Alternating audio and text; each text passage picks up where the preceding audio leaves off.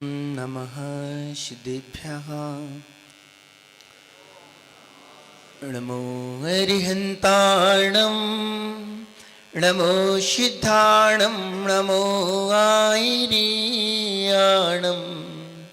नमो वज्रायाणं नमो लोये सरसावणं। पंच परमेष्ठी भगवान की, अनंतानंद सिद्ध परमेष्ठी भगवान की, देवादेव खज्जराट श्री ऋषभ देव भगवान की, अंतिम तीर्थ शासन नायक प्रभु महावीर स्वामी की, सर्वज्ञ देव रामचंद्र भगवान की, परम पूज्य मुनि कुंजर आचार्य भगवान श्री आदि सागर जी महामुनिराज के, परम पूज्य तीर्थ भक्त सुरमणिया जी महावीर कीर्ति जी महामुनिराज के, परम पूज्य वात्सल रत्नाकर आचार्य विमल सागर जी महामुनिराज के, परम पूज्य युग श्रेष्ठ तपस्वी सम्राट आचार्य भगवान श्री सन्मति सागर जी गुरु महाराज के, परम पूज्य वर्तमान के वर्धमान राष्ट्र गौरव आचार्य भगवान श्री सुनील सागर जी गुरुदेव की, अहिंसामयी विश्व धर्म की, उपस्थित प्यारे प्यारे भव्य आत्माओं, विद्यार्थीगण आज यहाँ उपस्थित हैं। ये आप सबका सौभाग्य है कि आचार्य भगवान का विद्या निकेतन विद्या भारती स्कूल में आना हुआ। पीठवासियों का ये सौभाग्य कि आपके नगरी में आचार्य भगवान का पदार्पण हुआ। ये वो संत हैं जिनने अपने जीवन को अहिंसा, सत्य, अचौन, ब्रह्मचर्य, अपरिग्रह के सिद्धांतों को अपने जीवन में जी रहे हैं। इनसे हमें पता पड़ता है कि हमारा जीवन कितना शांतिमय बन सकता है। इनकी शांति को देख करके, इनकी गंभीरता को देख करके, इनके विशुद्धि को देख करके हमें पता पड़ता है कि अहिंसा में क्या बल है और अहिंसा की क्या ताकत है, सत्य और अहिंसा का क्या प्रभाव है। आज सभी लोग कहते हैं कि अहिंसा की पालना करो, पर लोग अहिंसा की पालना कर नहीं पाते हैं। बहुत सारे लोग कहते हैं अहिंसा की पालना करना चाहिए, पर दिगंबर संत वो हैं, महावीर स्वामी ने घोषणा की है कि एक वनस्पति भी है, ये भी संवेदना से युक्त रहती है वनस्पति, इसमें भी जीव है।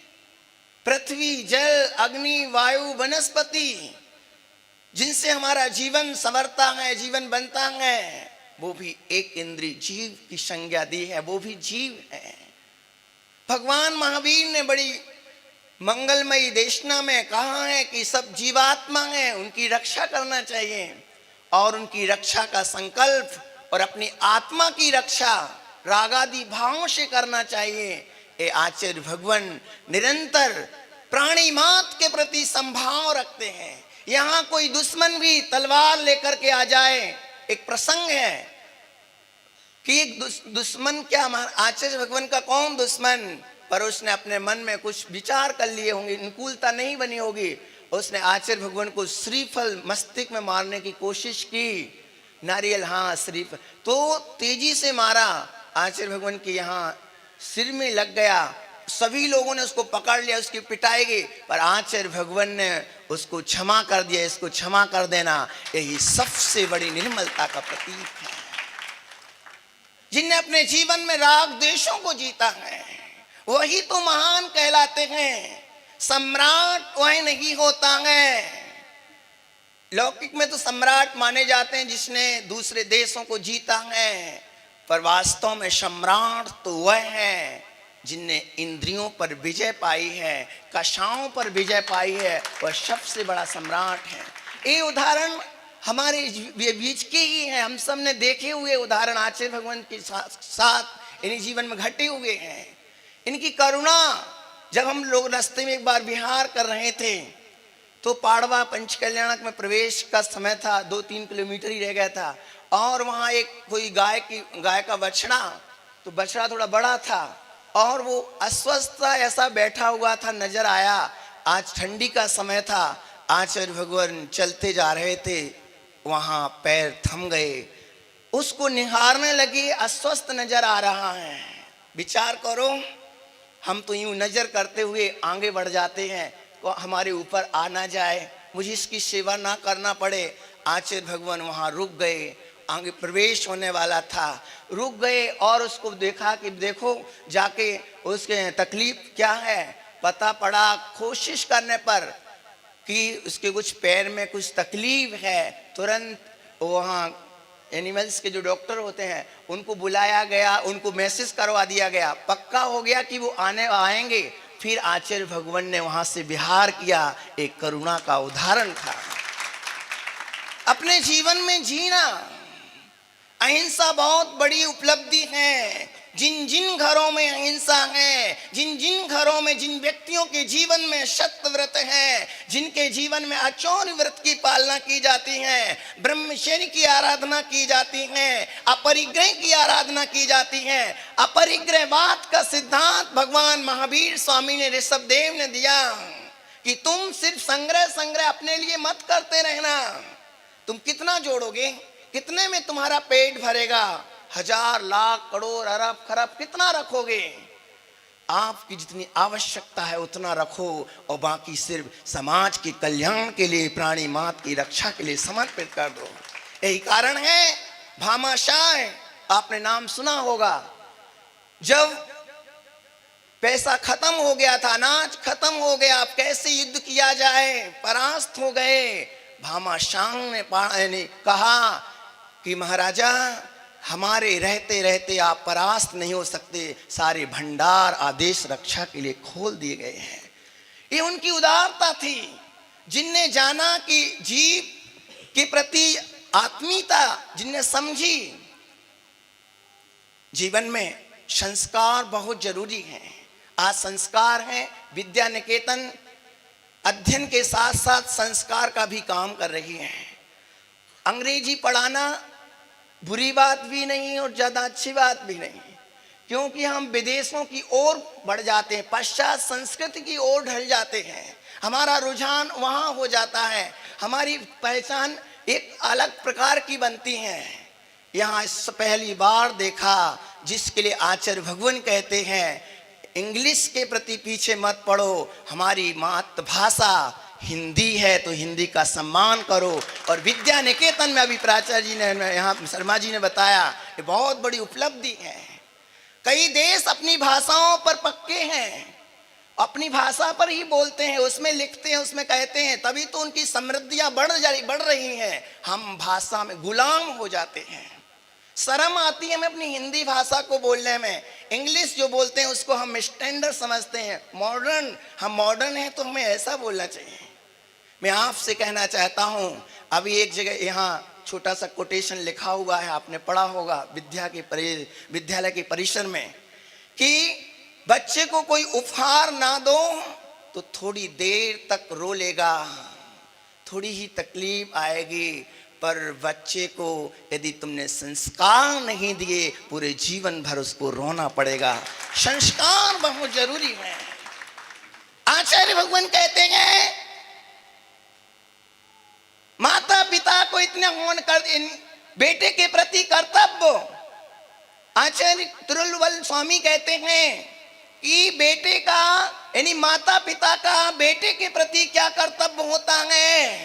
आपका बेटा है, आप यानी आपका कर्तव्य है कि बेटे को इतने योग्य बनाओ, इतना योग्य बनाओ कि विद्वानों की अग्रिम पंक्ति में बैठने की काबिलियत पैदा कर सके। और बेटों का कर्तव्य है अपने माता पिता के प्रति। यदि आप किसी मिता के बेटे हैं तो बेटों का एक कर्तव्य है कि आप इतना अच्छा जीवन जियो, आप इतना अच्छा जीवन जियो कि लोग कहें कि देखो भाई तुम कौन सी तपस्या तुमने की थी, कौन सा पुण्य संचय किया था, कौन सा त्याग किया है, उसके फल से तुम्हें ऐसे होनहार संतान ने तुम्हारे घर में जन्म लिया है। ऐसा कर्तव्य हमें बच्चों को करना चाहिए जो कह सकें कि कौन से पुण्याय से तुमने ऐसे बेटे को पैदा किया है। संस्कार जीवन में बहुत जरूरी है। यदि संस्कार नहीं तो जीवन बेकार है, उबड़ खाबड़ जैसा जीवन है। बच्चों, बहुत सारी बातें हैं, आचार्य भगवान बताएंगे, पर मैं आपसे कहना चाहता हूं, सबसे पहले 3 चीजें याद रखना। पहले कर्तव्य, हमारे देश के प्रति कर्तव्य है। जिस सरजमी पर हमारा जन्म हुआ है, उस सरजमी के प्रति, देश के प्रति हमारा पहला कर्तव्य। जिस परिवार में हम पले पुसे बड़े हुए, उस परिवार के प्रति हमारा दूसरा कर्तव्य। और तीसरा कर्तव्य, जिस समाज में हम बड़े होते हैं, उस समाज के प्रति भी हमारा एक तीसरा कर्तव्य है। बच्चों, अपनी जीवन उन्नति के लिए 3 सूत्र सदा याद रखना। सबसे पहला सूत्र है ऊंची सोच। सभी लोग बोलिए, ऊंची सोच, कड़ी मेहनत, पक्का इरादा। 3 चीज याद रखना। ऊंची सोच, ऊंची सोच सदा रखना चाहिए। हमारे आचार्य भगवान कहते हैं कि ऊंची जिसकी सोच, जिसकी विराट होगी, वो व्यक्ति महानता की ऊंचाइयां प्राप्त करता जाएगा। सोच अच्छी रखिए। आप ये भाव रखो, सुबह उठ करके, हे भगवान, तुम्हारा भोजन करने के पहले, एक गिलास मुख में लेने के पहले भगवान से प्रार्थना करो कि हे भगवान, मैं भोजन करने बैठ तो रहा हूं, संसार में जितने भी जीव हैं, कोई भी भूखा ना सोए।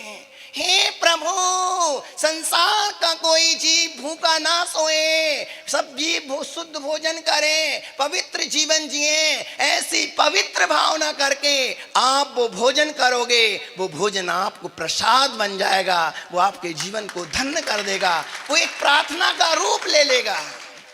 प्रार्थना का रूप भोजन ने ले लिया। भावना हमारी ऐसी होना चाहिए। अभी आप स्कूल वालों की सबकी यही भावना है, पूरे देश में एक अहिंसा सत्य का प्रचार हो, महावीर स्वामी और आदिनाथ भगवान राम श्री कृष्ण का जीवन जयवंत रहे। मैं आपसे कहता हूं, भारत की पहचान अजंता एलोरा की गुफाओं से नहीं है। भारत की पहचान अजंता एलोरा की गुफाओं से नहीं, भारत की पहचान दिल्ली के लाल किले और कुतुब मीनार से नहीं, भारत की पहचान आगरे का ताजमहल नहीं, भारत की पहचान जियो और जीने दो की वजह से है। भारत की पहचान राम की मर्यादाओं से है। भारत की पहचान कृष्ण के कर्म योग से है। आज हमारा भारत पहचाना जाता है तो इमारतों की वजह से नहीं जाना जाता है, इन खंडरों की वजह से नहीं जाना जाता है। हमारा भारत अहिंसा की वजह से जाना जाता है। अहिंसा की पूजा करता आ रहा हमारा देश। टैगोर जी कहीं विदेश गए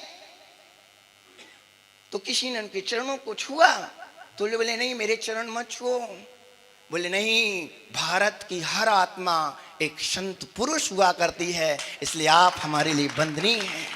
लोगों ने पूछा कि टैगोर जी, आपने रामायण पढ़ी? बोले हाँ, मैंने रामायण बराबर पढ़ी है। बोले रामायण पढ़ने से आपको क्या प्रेरणा मिली? कौन सा प्रसंग आपको आप प्रभावित हुए हैं? बोले जब श्री राम सीता का हरण हुआ तो वो बोले आभूषणों को राम ने जो पोटली में बांध करके सीता ने नीचे डाल दिया और रामचंद्र जी ने आभूषणों को खोला और लक्ष्मण से पूछने लगे, भैया ये तो बताओ, ये मंगलसूत्र उठा करके पूछा, ये भाभी माँ का है? बोले नहीं, क्या बोले, मुझे नहीं मालूम। रामचंद्र जी बोले कि तुम क्या कह रहे हो? साथ में रहते हो, साथ में वनवास में रह रहे अपन, ये भी तुम्हें पता नहीं कि मंगलसूत्र भाभी का है? राम को और धैर्य खत्म होता जा रहा था, आकुलता हो रही थी कि भाभी ये भी नहीं पहचान पा रहे।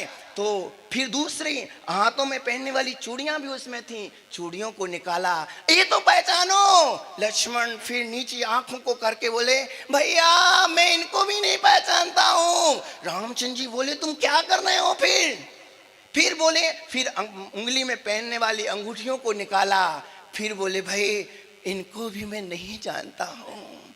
कानों के कुंडल भी निकाल के दिखाए, बोले भैया मुझे बोलने के लिए मत परेशान कर, मैं नहीं पहचानता हूँ, पर आभूषणों में और भी आभूषण थे पोटली में। बोले भैया भैया जो पैर की उंगलियों में पहनने वाला जो बिछुआ है ना, बोले मैं जरूर जानता हूँ। अरे बोले कैसे जानते हो, बताओ बताओ क्या कारण है। बोले बिछुआ है ना, ये कैसे पहचाना आपने बिछुआ भाभी माँ का है। बोले मुझे मालूम है, तो बताओ फिर कैसे मालूम किया। बोले जब मैं सुबह उठता था सर्वप्रथम भाभी के चरणों को छुआ करता था, तो और शाम को बंधन करता, चरण छूकर करता, वो जरूर मुझे बराबर दृष्टि में आते। मैं पक्का कह रहा हूँ ये भाभी माँ की हैं, ये हमारी भारत की संस्कृति है, ये हमारे भारत की संस्कृति, ये राम की मर्यादा है।